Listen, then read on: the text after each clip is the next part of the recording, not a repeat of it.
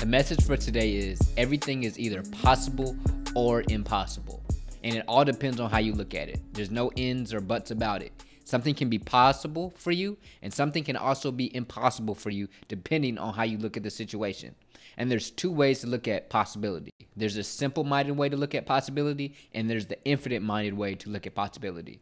The simple-minded way, when it comes to possibility, looks at things for what they are on a regular sense. In a simple-minded way, they look at maybe the time period we're in, or maybe the chances are by other statistical reasons. They look at things that are reasonable. It's nothing wrong with there's nothing wrong with thinking like this. But then the other way to look at it, the infinite-minded way, it adjusts itself to certain circumstances. It adjusts itself to passion. It understands that if somebody possesses passion in this possibility, then whatever we know in the simple-minded way goes out of the window. It doesn't matter, because we understand when that passion is involved in that equation, then it becomes possible. On average, the simple-minded mindset is right. The stats come in, the chances come in, the little probabilities that they run, that is usually right.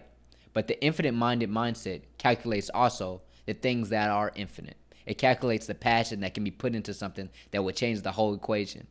And my goal is to change what the average is. I want people to think in the infinite-minded mindset, because then if people can believe that impossibles are possible, then more impossibles will become possible. Because simply, everything in the world was once impossible. Everything that we ever seen in our lives that we do on a daily basis was once named impossible, but somebody decided to think differently. Somebody decided to think in the infinite-minded mindset and to understand that if they possessed a passion for something, that it then can become possible. To give y'all an example of when these two mindsets go hand in hand is if you ever turn on the TV and you watch ESPN's First Take and Stephen A. and Max go head-to-head. And if you ever watch them, you understand that Stephen A. has his opinions and Max has his opinions. They're never the same. But the difference in their styles and their opinions is usually when it comes to these mindsets. Max is always talking about the stats, some wild metric that he uses to show this player is better than this player. But Stephen A. is always saying, no, I'm telling you, I just know the eye test, and I know he is better than him. And you can have these tense arguments because Max is like, no, I have the proof right here. But then Stephen A. is always, no, trust me, I know, because I'm passionate about basketball. I know what I'm talking about. Max, you don't know what you're talking about because you don't live in basketball. This is what I do.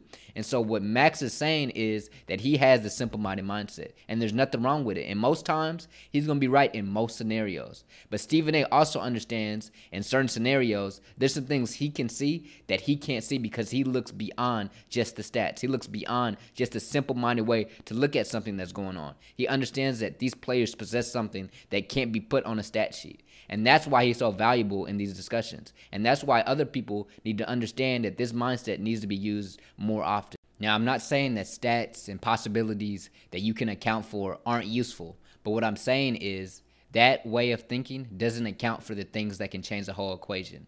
You can't account for passion. You can't account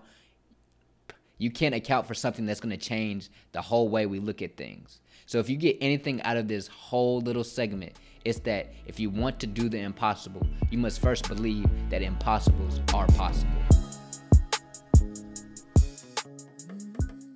Thank you so much for tuning in to this episode of the Root of Everything podcast. If you enjoyed any moment, don't forget to like, comment, subscribe, and rate us. And then if you want to stay up to date, follow us on our other platforms and go to our website, rootofeverything.com, and tune in to our weekly newsletter called The Weekly Root.